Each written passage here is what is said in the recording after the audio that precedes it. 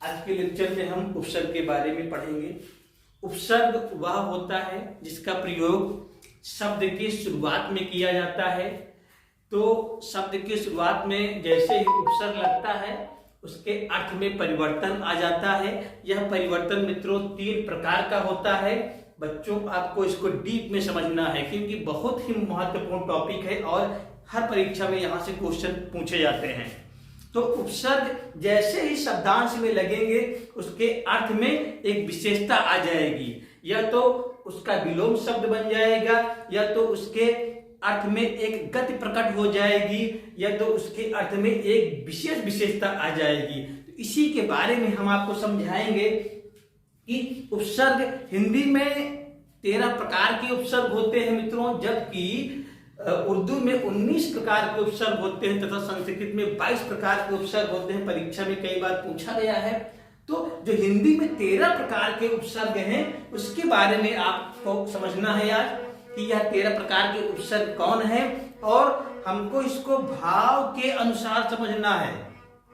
इसको जान लीजिए बच्चों कि इसको अगर आप भाव के अनुसार नहीं समझोगे, अगर आसान समझोगे तो निश्चित है परीक्षा में आप गलती कर देंगे। इसलिए उपसर्ग को भाव के अनुसार समझेंगे तो कभी भी कोई भी गलती नहीं होगी। तो हिंदी के जो 13 उपसर्ग हैं वह क्या हैं? आ, औ, अन, नी, बिन, कु, दु, सु, भर, सा, उ, उन, अध।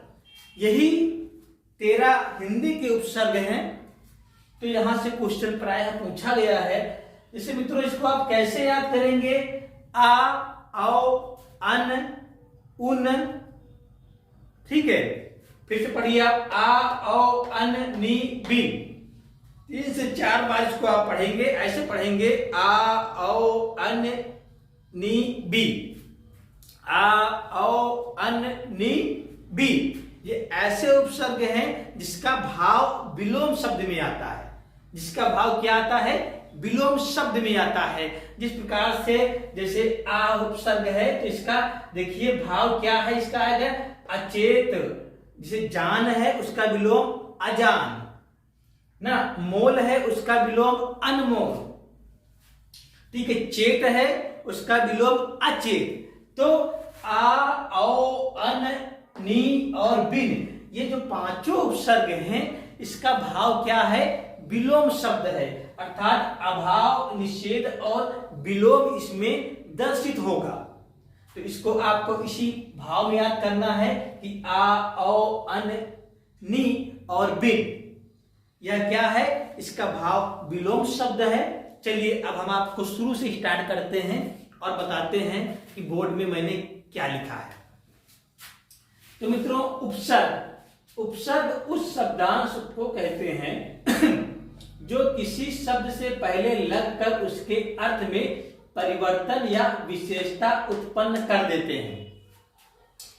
प्रयोग के आधार पर उपसर्ग प्रयोग के आधार पर 3 प्रकार के अर्थ प्रकट करते हैं। नंबर 1, शब्द का अर्थ विलोम हो जाता है। नंबर 2, शब्द के अर्थ में अधिकता या गति प्रकट होती है।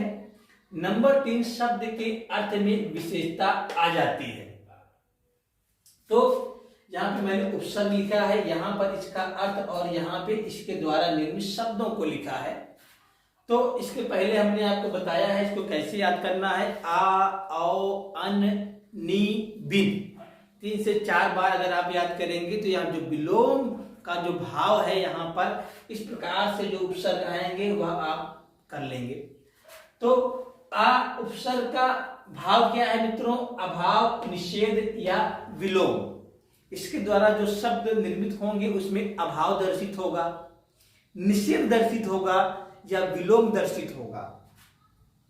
जैसे आ उपसर्ग का भाव क्या है? आ से कौन से उपसर्ग बनेंगे? आ से बनेगा अचेत, अजान, अनमोल। अचेत, अजान, अनमोल या अनजान, तो या अज्ञान। इस प्रकार से ना ज्ञान एक शब्द है, अगर उसमें मैंने आ लगा दिया, आ उपसर्ग लगा दिया तो क्या हो गया? अज्ञान हो गया। तो इस प्रकार से या आ उपसर्ग के शब्दांश बनते हैं। उसके बाद है मित्रों आ या औ उपसर्ग, आ या औ उपसर्ग, ठीक है। इन पांचों शब्दांशों का जो भाव है वह क्या है, विलोम ही रहेगा।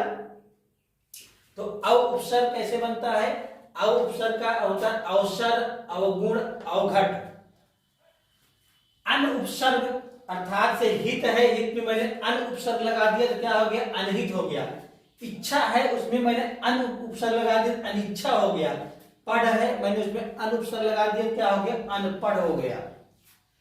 नि उपसर्ग से निर्मित होने वाले शब्द क्या है, निकम्मा, निहत्था, निर्लज्ज। बिन उपसर्ग से उत्पन्न होने वाले शब्द क्या है, बिन उपसर्ग से बनने वाले शब्दांश कौन कौन से हैं, बिन बोया, बिन जाने, बिन ब्याह इत्यादि और प्रकार के शब्द। इससे बहुत प्रकार के शब्दांश बनाए जा सकते हैं।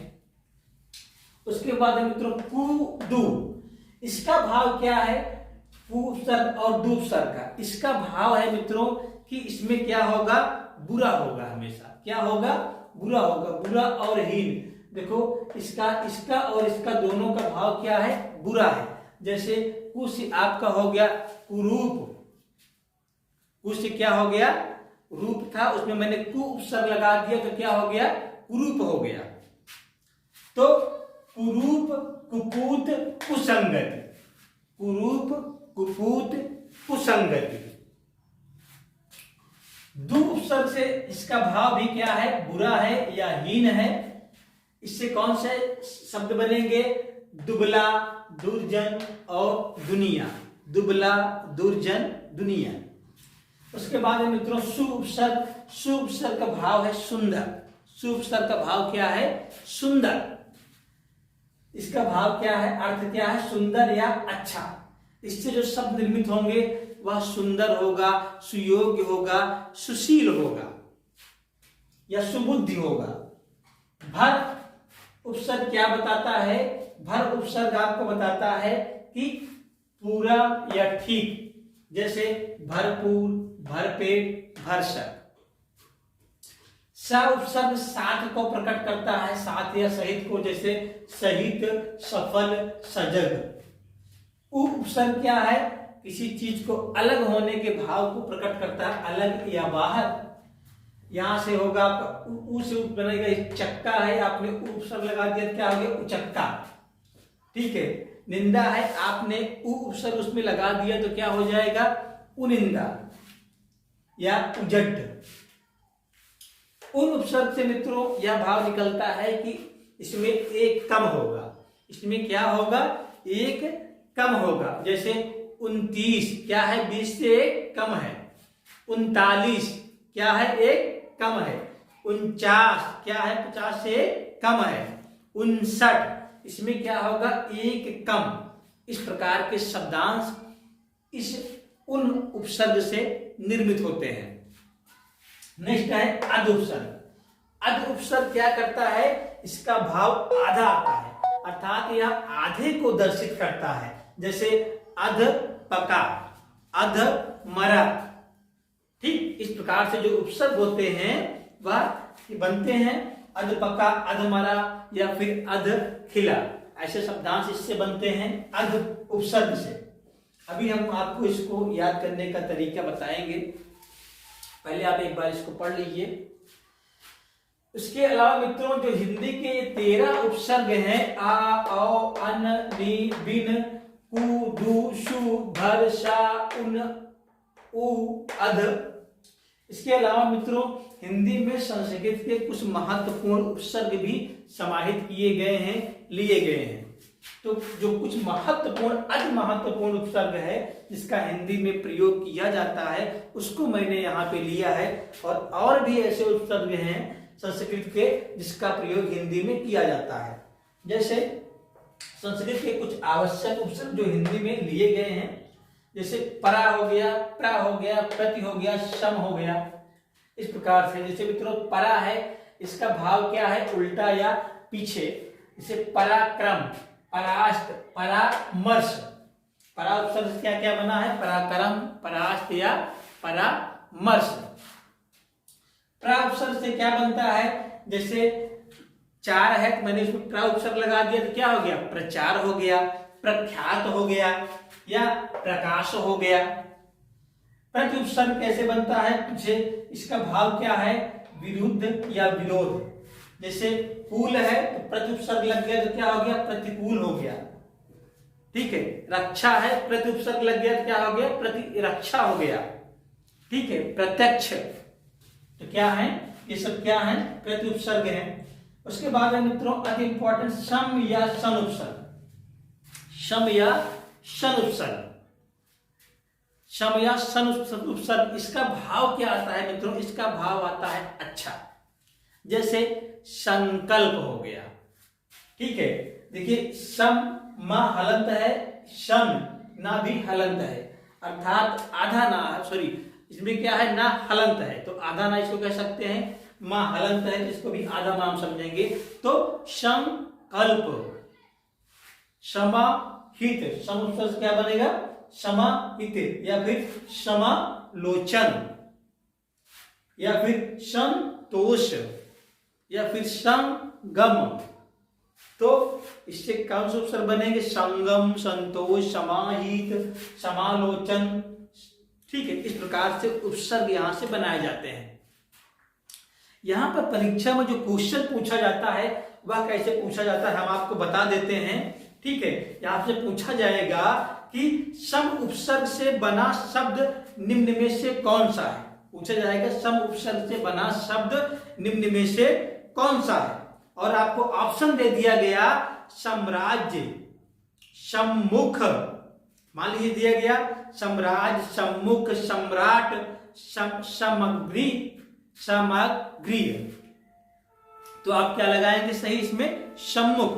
क्या सही बताएंगे कि सम्मुख, सम उपसर्ग से क्या बना है, सम्मुख शब्द बना है। या ऐसा पूछ सकता है परा उपसर्ग का अर्थ क्या है, परा उपसर्ग का अर्थ क्या है।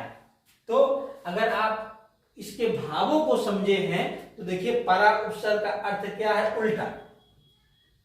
और ऑप्शन में आपको दिया जाएगा परा उपसर्ग का, प्रश्न पूछा जाएगा परा उपसर्ग का अर्थ क्या है, ऑप्शन में आपको दिया जाएगा सुंदर, पूरा, बुरा या उल्टा।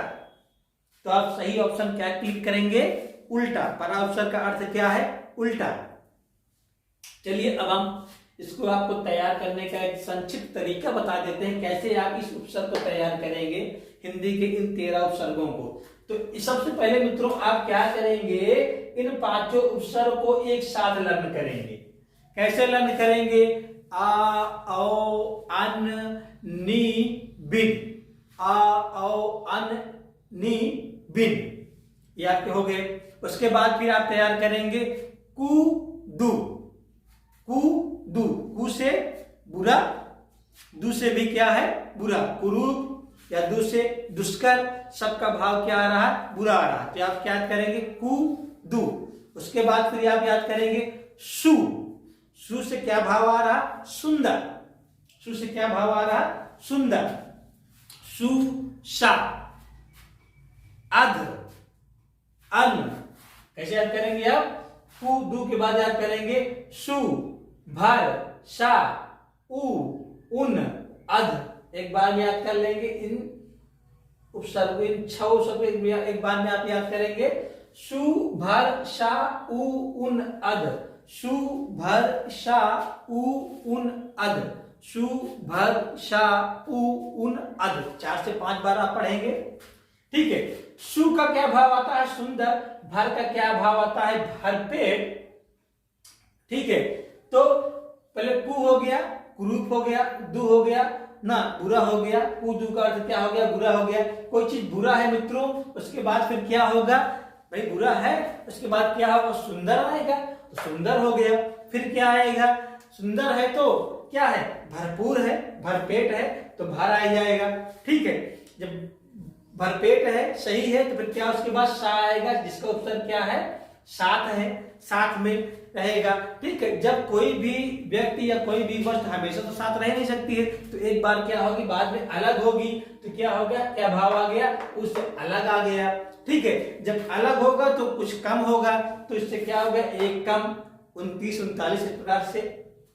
ठीक है, फिर जब कम होगा होगा तो एक समय आएगा कि वह आधा भी होगा, अध, ठीक है। तो आधा, अध, अधपका, अधमरा, अधखिला, इस प्रकार से इसके शब्दांश बनेंगे। तो अगर आपने 13 उपसर्गों को याद कर लिया तो संस्कृत के इन चारों उपसर्ग को आप एक बार में याद कर लेंगे। प्रा, प्रा, परा, प्रा, प्रति, सम, प्रा, प्रा, प्रति, सम।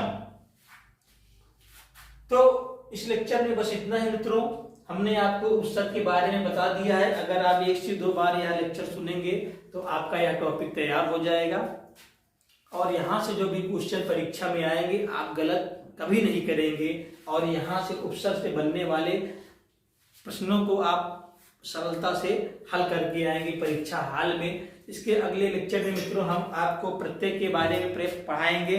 जैसे उपसर्ग शब्दांश के पहले लगता है उसी प्रकार से प्रत्यय शब्दांश के बाद में लगता है। जैसे लेखनी ना, लेखनी में कौन सा उपसर्ग है? ई उपसर्ग है। तो अगले लेक्चर में हम प्रत्यय के बारे में पढ़ेंगे। इस लेक्चर में बस इतना ही। नमस्कार।